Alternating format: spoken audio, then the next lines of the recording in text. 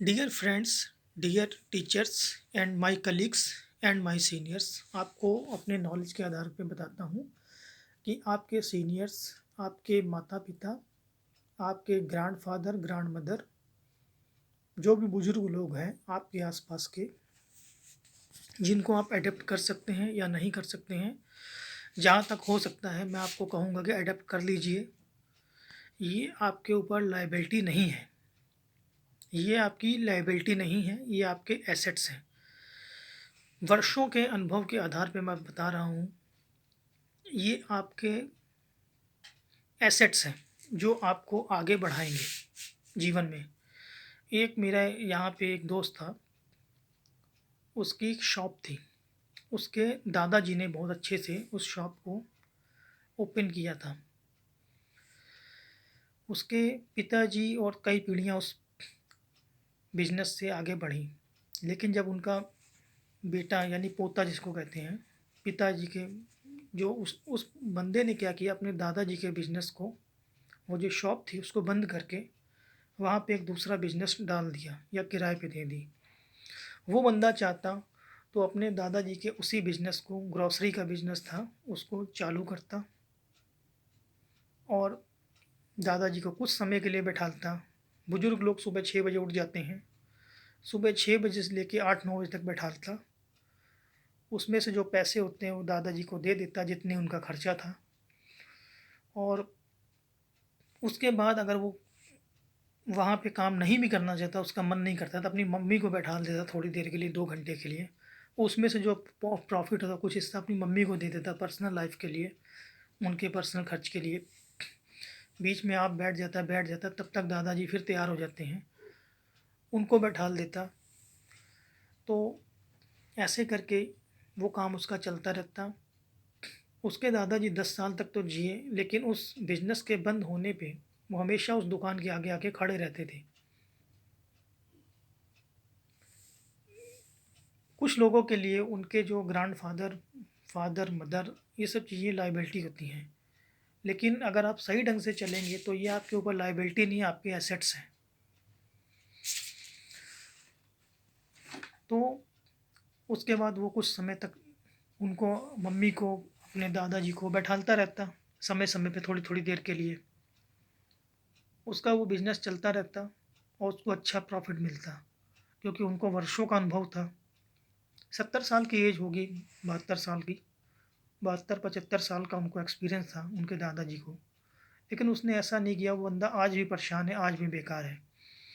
मैं चाहता हूँ कि आप लोग परेशान ना हो, हताश ना हो। आप लोग, मेन मोटिव ये है कि आपके ग्रैंडफादर, ग्रैंड मदर, नाना नानी, कोई भी बुजुर्ग हो, वो आपके ऊपर लाइबिलिटी नहीं होना चाहिए।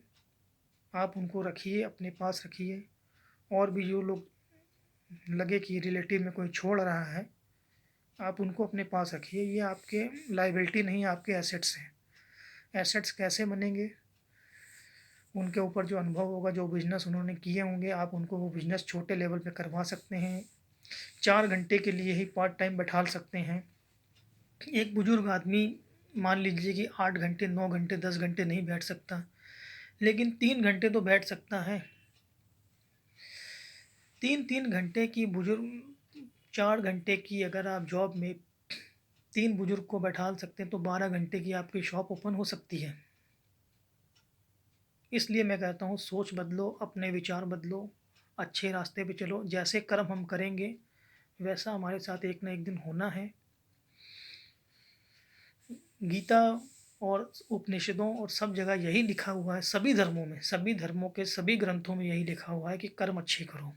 तो हम लोग को कर्म अच्छे करने हैं, ये फालतू के काम नहीं करने हैं। मेरे दादाजी रेलवे में जॉब करते थे, अपनी पेंशन का सारा पैसा हम लोग को ला के दे देते थे। मैं उस वक्त छोटा था, मेरी एज बहुत कम थी, मुझे बायोलॉजी की नॉलेज नहीं थी, मेडिकल साइंस की नॉलेज जो आज है। नहीं तो शायद मैं उनको मरने ना देता। ट्यूबरकुलोसिस की बीमारी थी, बीमारी तब पता चली जब बहुत देर हो चुकी थी। उस वक्त मेरी इतनी छोटी एज थी कि मुझे मेडिकल साइंस की नॉलेज नहीं थी, नहीं तो मैं बचा लेता। ये सब चीज़ें, गलतियाँ आप लोग को नहीं करनी है। अगर आप लोग को नॉलेज है तो अपने जो ग्रैंडफादर बुज़ुर्ग हैं, इनको बचाइए, हेल्दी डाइट दीजिए, इनको आगे बढ़ाइए। इनको आगे बढ़ाइए, मैं ये नहीं कहता हूँ आप आगे बढ़िए, आप तो आगे बढ़ोगे ही बढ़ोगे। इनको एक अच्छा माहौल दीजिए, इनको खुला जीवन दीजिए। अभी मैंने देखा कि एक दोस्त था, अपने माता-पिता को अपने घर पे रख लेता है, कमरे में बंद कर लेता है और उनको नाप-तोल के रोटी देता है। कितनी गलत बातें हैं ये। अरे वो तो खुद राजा हैं जिन्होंने आपको बनाया है, आपको उनको एक माहौल दे के, उनको एक अच्छा लाइफ़स्टाइल दे के आपने उनको खुला छोड़ना है, ना कि आपने उनके पद पाबंदियाँ लगानी हैं और उनके ऊपर ना कि आपने वो रखना है कि बहुत ज़्यादा ज़िम्मेदारियाँ नहीं लादनी हैं। खुला भी रखना है, खुश भी रखना है और आपने अपना एसेट्स का काम तभी वो करेंगे आपके। 110 साल का बूढ़ा व्यक्ति भी मैंने जीता हुआ देखा है जिनके घर वाले अच्छे हैं। 110 साल की बुजुर्ग लेडीज़ भी मैंने देखी है। ये का प्राउड उनके घर वालों को जाता है। और 50 साल की उम्र में भी मैंने लोगों को मर जाते हुए देखा है जिनके घर वाले अच्छे नहीं हैं। 60 साल की उम्र में भी मरते हुए देखा है। कुछ तो ड्रिंक व्रिंक करके बहुत ज़्यादा ड्रिंक कर लेते हैं, अपनी आदतें ख़राब कर लेते हैं, उसकी वजह से भी लोग मर जाते हैं। वो एक अलग इशू है। लेकिन आपको अपने घर वालों को अच्छे से रखना है, माता-पिता को अच्छे से रखना है, दादा-दादी को भी अच्छे से रखना है। हो सकते तो दादा-दादी के भी दादा-दादी अगर आपको बचा सकें तो, अगर आप ऐसे चलेंगे तो, आप अपनी 3 पीढ़ियाँ बचा सकते हैं। एक तो आपके पापा, दूसरा दादा-दादी और दादा-दादी के भी दादा-दादी आप बचा सकते हैं। पहले के समय में ऐसा ही होता था, लेकिन आज के लोग इतने स्वार्थी हो गए हैं, हमको ऐसा नहीं करना, ये हमारे एसेट्स हैं, इनको सँभाल के रखना है। एसेट्स से भी ऊपर है, ये पूजनीय है, ध्यान रखना है,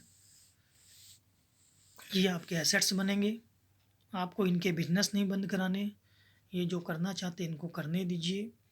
इनको कुछ नहीं चाहिए होता है, केवल 2 वक़्त का खाना चाहिए होता है और थोड़े से पैसे चाहिए होते हैं, वो आप आसानी से दे सकते हैं और उनके पास ऑलरेडी इतना होता है कि आप क्या दोगे? वो खुद ही आप तो खुद ही उनसे छीन लेते हो। छीनो नहीं उनसे, उनके पास जो है उनके पास रहने दो, अगर आप लेते भी हो, तो उनको उसका खर्चा देते रहो अच्छे तरीके से। धन्यवाद, जनहित में जारी ये फैसला था। मुझे बड़े दिनों से लग रहा था कि मैं ऐसे कहूँ, हमारा भारत देश एक अच्छा देश है। ये विश्व गुरु था, विश्व गुरु है और विश्व गुरु रहेगा। जब तक हम लोग जागरूक रहेंगे, एक सच्चा भारतीय होने के नाते मेरा फ़र्ज़ बनता था कि मैं आप लोग को ये बात बताऊँ कि आपके माता-पिता, आपके दादा-दादी, आपके परदादा आपके ऊपर लायबिलिटी नहीं, आपके एसेट्स हैं। एसेट्स कैसे हैं? वो पूजनीय हैं और जब आप उनको उनके बिज़नेस करने देंगे, बाकी आप मुझसे ज़्यादा समझदार हो। अब मैं क्या चाहता हूँ, उनको एक अलग से कमरा दें, जिसमें पर्याप्त रोशनी आए, सूरज की रोशनी आनी चाहिए उसमें।